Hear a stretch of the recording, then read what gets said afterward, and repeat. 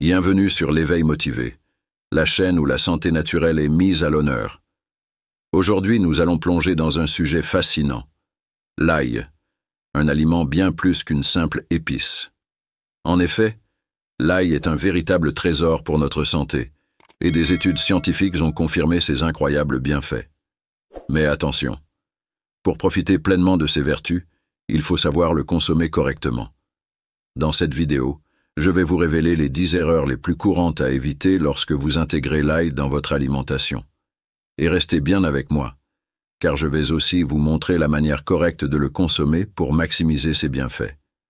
Vous serez surpris par la 6e erreur, car c'est quelque chose que presque tout le monde fait mal sans même s'en rendre compte.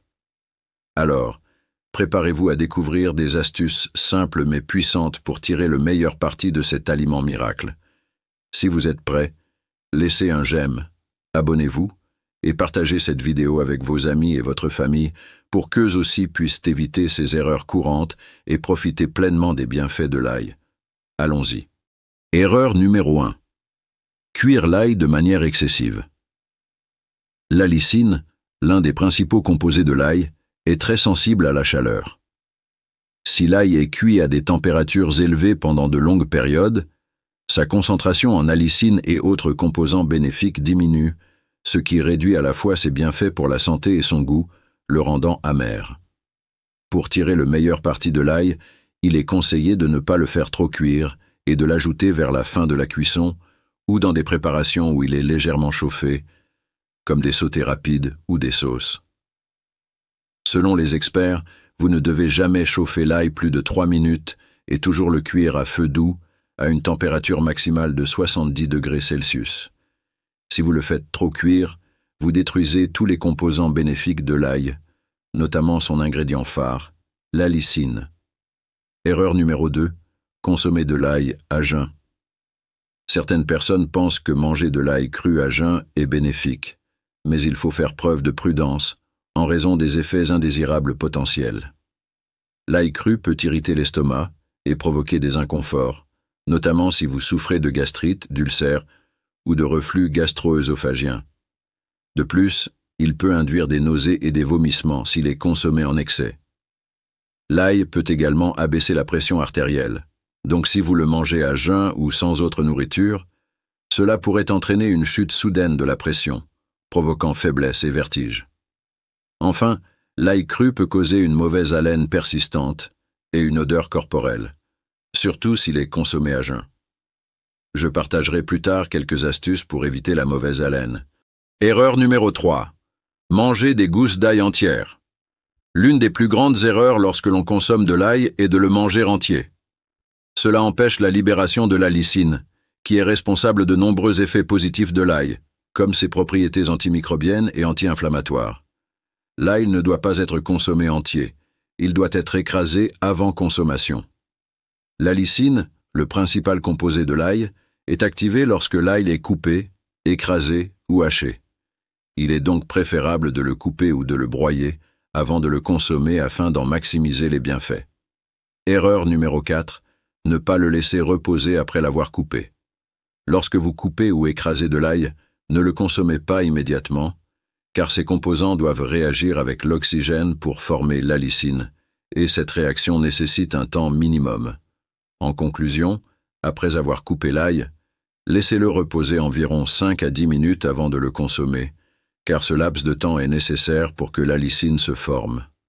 Selon plusieurs études, ce temps permet une libération maximale de ce composé bénéfique, qui possède également des propriétés anticancéreuses potentielles. Si vous consommez de l'ail entier ou coupé sans attendre 10 minutes, manger de l'ail ne servira à rien et vous ne bénéficierez d'aucun de ces merveilleux bienfaits. Erreur numéro 5. Interaction avec les médicaments. L'ail peut interférer avec certains médicaments, en particulier les anticoagulants comme la warfarine. L'ail peut renforcer l'effet anticoagulant, ce qui peut augmenter le risque de saignement. Les personnes souffrant de troubles de la coagulation ou celles qui se préparent à une intervention chirurgicale devraient éviter de consommer de l'ail. De plus, comme mentionné précédemment, l'ail peut légèrement abaisser la pression artérielle, donc si vous consommez de l'ail en même temps que des médicaments antihypertenseurs, vous pourriez ressentir une baisse excessive de la pression artérielle. Il est essentiel de consulter votre médecin avant d'ajouter de l'ail à votre alimentation, surtout si vous suivez un traitement médical pour l'hypertension. Erreur numéro 6. Ne pas consommer d'ail noir. Beaucoup de gens ne consomment pas d'ail noir, et c'est une grande erreur. L'ail noir est simplement de l'ail frais qui a été fermenté pendant plusieurs semaines. Ce processus lui donne un goût plus sucré et une texture plus douce. De plus, l'ail noir, en raison de son processus de fermentation, présente des différences intéressantes par rapport à l'ail blanc. Nutriments. L'ail noir contient plus d'antioxydants que l'ail frais, offrant ainsi des bienfaits supplémentaires comme une meilleure santé cardiovasculaire et des propriétés anti-inflammatoires. L'ail noir est beaucoup plus riche en nutriments et beaucoup plus bénéfique pour la santé que l'ail blanc. Conservation.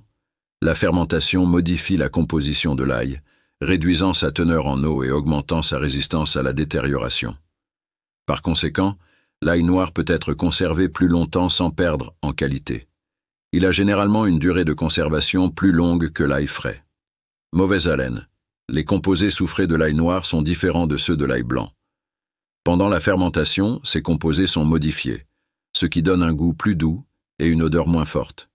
C'est pourquoi l'ail noir provoque moins de mauvaise haleine que l'ail cru. Effet sur l'estomac. Contrairement à l'ail frais, l'ail noir est plus doux pour le système digestif. Le processus de fermentation réduit la quantité d'allicine libre, le composé qui peut irriter la muqueuse de l'estomac, rendant l'ail noir moins irritant que l'ail blanc. Ainsi, si vous souffrez de problèmes digestifs comme la gastrite, il est beaucoup plus conseillé de consommer de l'ail noir plutôt que de l'ail blanc. Si vous recherchez un goût différent, souhaitez éviter la mauvaise haleine et désirez plus de bienfaits pour la santé, n'hésitez pas à essayer l'ail noir. Erreur numéro 7. Mauvaise haleine. Certaines personnes évitent de consommer de l'ail car il provoque une mauvaise haleine, mais cela ne devrait pas être une raison suffisante pour ne jamais manger d'ail. Il est vrai que l'ail peut causer une mauvaise haleine à cause de son sulfure d'allyle, un composé libéré lors de sa consommation, mais il existe des astuces pour masquer son odeur. Voici quelques astuces pour atténuer l'odeur de l'haleine à l'ail. Cuire légèrement l'ail, au lieu de le manger cru. Manger de l'ail noir plutôt que de l'ail frais. Manger du persil frais après avoir mangé. Mâcher un chewing-gum sans sucre après les repas. Toutes ces astuces simples aident à neutraliser l'odeur. Erreur numéro 8. Utiliser de l'ail en conserve. L'ail en conserve peut être pratique, mais lorsqu'il est plongé dans du vinaigre ou de la saumure, il peut perdre une partie de son allicine et devenir un produit moins bénéfique. De plus, la forte teneur en sel peut causer des problèmes de santé. Les anticoagulants, comme la warfarine, peuvent renforcer l'effet anticoagulant de l'ail, ce qui peut augmenter le risque de saignement. Les personnes souffrant de troubles de la coagulation ou celles qui se préparent à une intervention chirurgicale devraient éviter de consommer de l'ail. De plus, l'ail peut légèrement abaisser la pression artérielle. Donc si vous consommez de l'ail en prenant des médicaments antihypertenseurs, vous pourriez subir des baisses excessives de la pression artérielle. Il est essentiel de consulter votre médecin avant d'ajouter de l'ail à votre régime alimentaire, surtout si vous êtes sous traitement pour l'hypertension. Erreur numéro 9. Mauvaise conservation. C'est très important. Si vous conservez mal l'ail, il ne perdra pas seulement ses propriétés, mais il peut aussi devenir dangereux pour la santé. Si l'ail est stocké dans des endroits humides ou mal ventilés, il peut développer de la moisissure et divers germes, ce qui le rendra impropre à la consommation. Par exemple, si vous conservez l'ail dans de l'huile mais que vous ne le faites pas correctement, il y a un risque accru de développer le botulisme, car l'environnement huileux peut créer des conditions anaérobies favorables à la croissance de la bactérie Clostridium. Voici les bonnes instructions pour conserver l'ail. Bulbe d'ail non pelé. Cette forme d'ail peut être stockée à température ambiante, dans un endroit ni trop chaud ni trop froid, comme un placard, un garde-manger ou un plan de travail de cuisine. Assurez-vous que l'endroit est sombre, bien ventilé et sec, c'est-à-dire qu'il ne doit pas être exposé à la lumière directe du soleil. Il est essentiel que l'endroit soit bien oxygéné. Vous pouvez utiliser un filet en coton ou une boîte en carton percé pour permettre la circulation de l'air.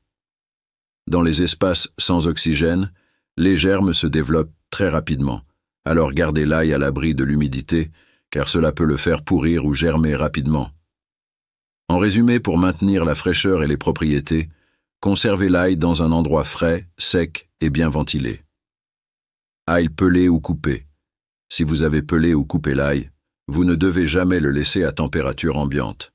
Mettez-le toujours au réfrigérateur et conservez-le dans un contenant hermétique.